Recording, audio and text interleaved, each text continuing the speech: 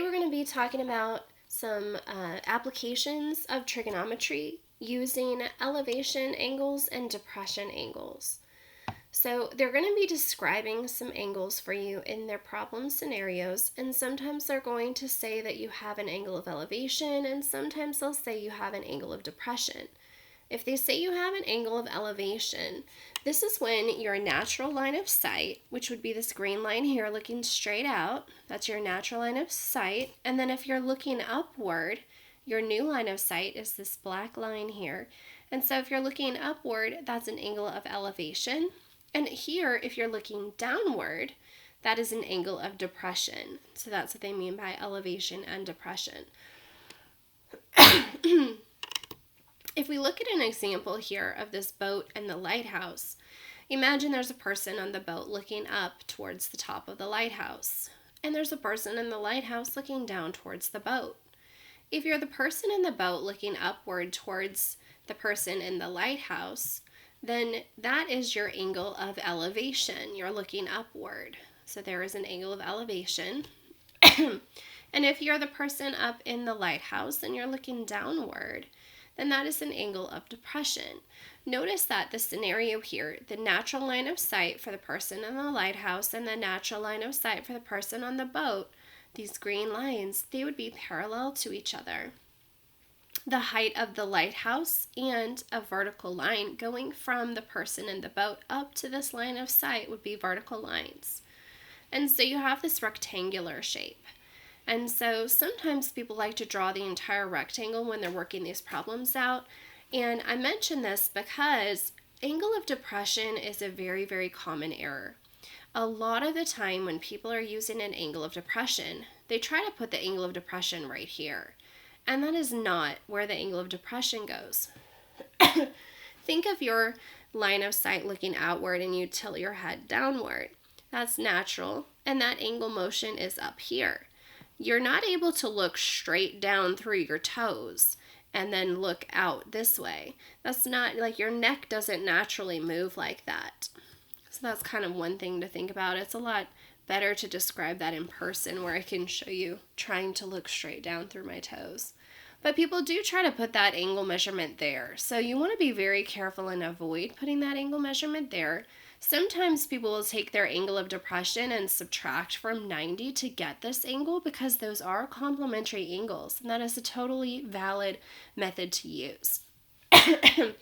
Another thing to do would be to just always act like you have the angle of elevation and put it right here at the bottom of your triangle, formed with the horizontal line and the hypotenuse of the triangle.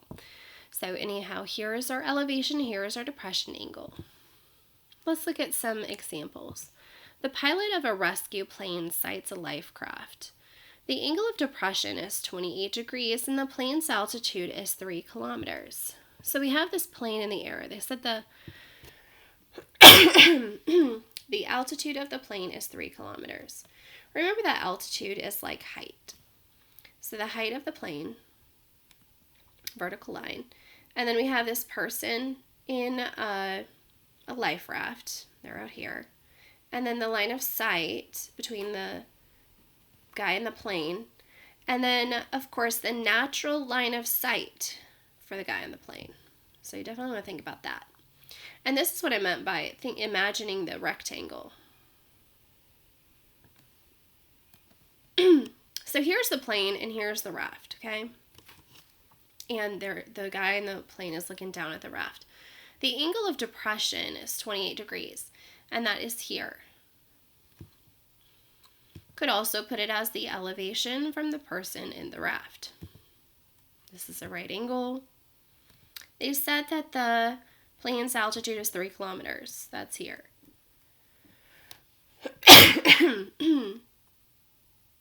Wow, my handwriting is really bad on this today. 3 kilometers. What is the plane's distance from the raft? Okay, so they want the distance going straight from the plane to the raft, and that would be this distance here, the hypotenuse of the triangle. Now that we've got it all drawn out, we need to work the problem out. So I'm going to be using the triangle on the bottom and using the 28 degrees here as my reference angle. So this is the opposite side from that 28, and this is the hypotenuse.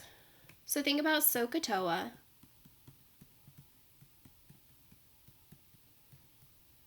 Think about the one that you want and the one that you have. So I want the hypotenuse and I have the opposite. So that's O and H, and that means that I need to use the sine function. The sine of 28 equals the opposite over the hypotenuse. And now I'm going to cross multiply and solve for x.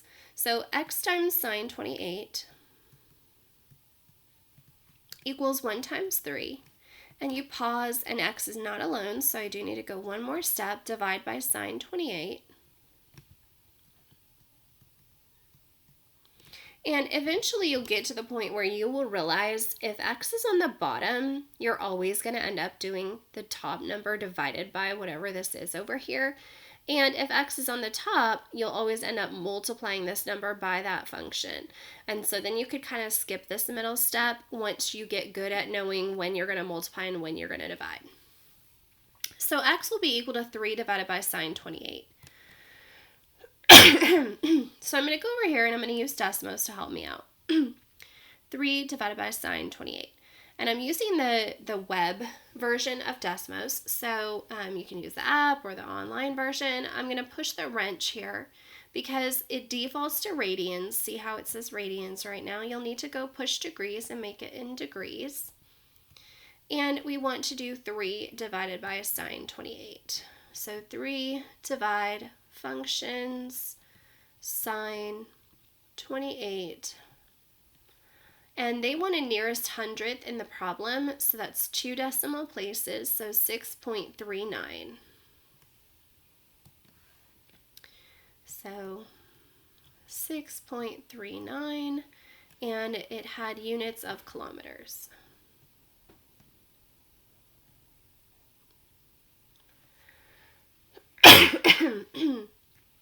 The next one we're going to talk about is flying a kite.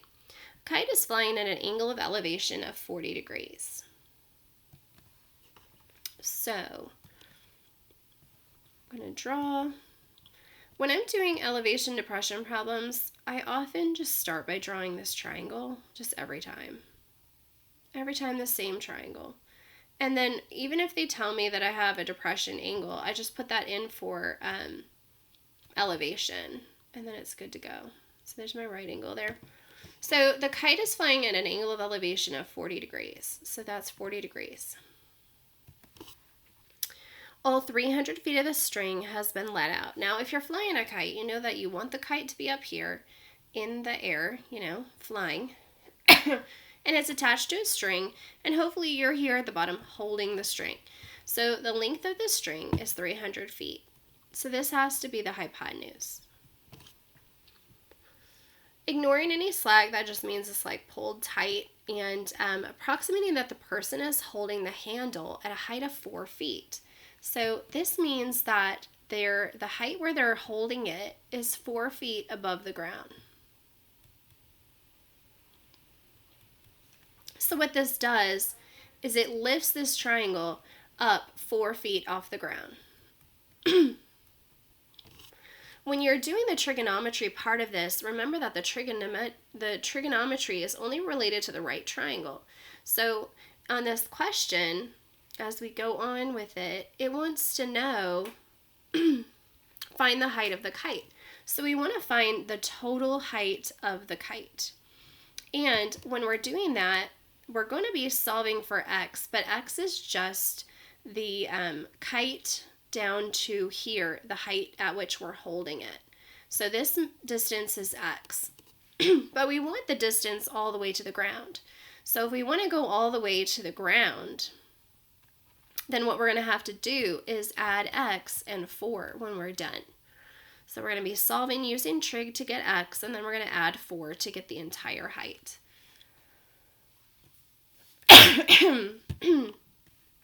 So, looking at the problem here, I've got the 40, And this is the opposite. That's the part I want to find. And this is the hypotenuse. And so it's O and H again. So I'm going to use sine again. It's not always sine. Honestly, tangent is used more than either of the other functions. So sine of 40, opposite over hypotenuse. Put that over 1. We're going to cross multiply.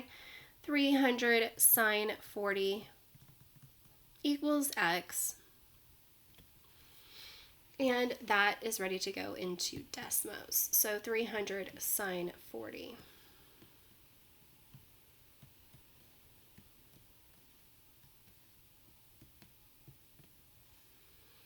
And where did they want us to round?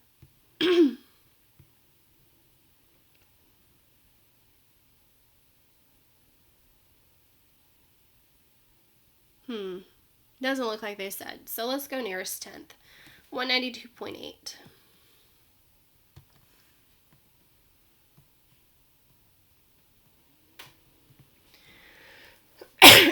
Now, don't get too excited and think that you're done. I almost did. You need to remember to go back to your strategy. Our strategy was to solve for x and then to add 4 to it to get the actual height.